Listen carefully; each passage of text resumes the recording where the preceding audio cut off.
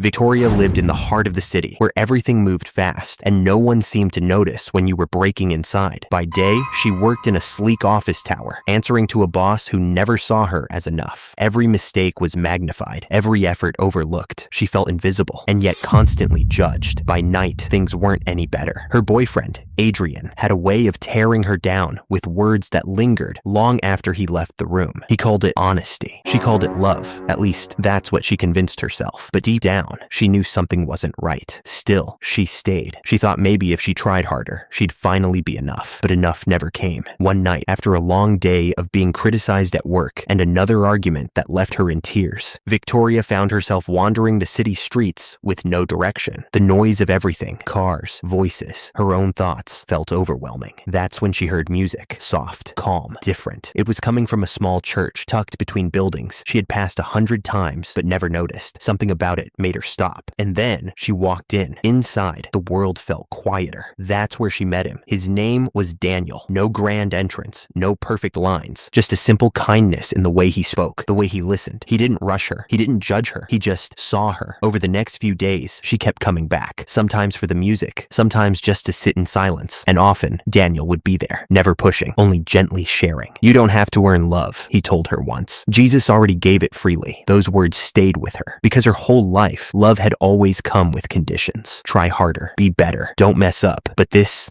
was different. One night, after another painful argument with Adrian and a breaking point at work, Victoria returned to that little church, her heart completely undone. She sat alone, tears falling freely. "I don't know how to keep living like this," she whispered. "Jesus, if you're real, I need you." It wasn't a perfect prayer. It wasn't planned, but it was real. And in that moment, something shifted, not around her, but within her. For the first time, she felt seen, not for what she did, but for who she was. Loved without conditions, enough without trying. The next morning, nothing in her world had changed, yet everything had. She walked into work with a quiet strength she didn't have before. And when her boss spoke down to her again, something inside her didn't agree with it anymore. She chose peace. Soon after, she made the hardest decision of her life. She walked away from Adrian, not out of anger, but out of understanding. She finally saw her worth, not through his words, but through Jesus. And Daniel, he stayed, not as a replacement, not as a rescue, but as someone who walked beside her, both of them growing in faith, learning what real love looked like, patient, kind, and rooted in something greater than themselves. Victoria, the girl who once believed she had to earn love,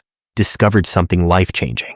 The truest love was already given, and in Jesus, she finally found it.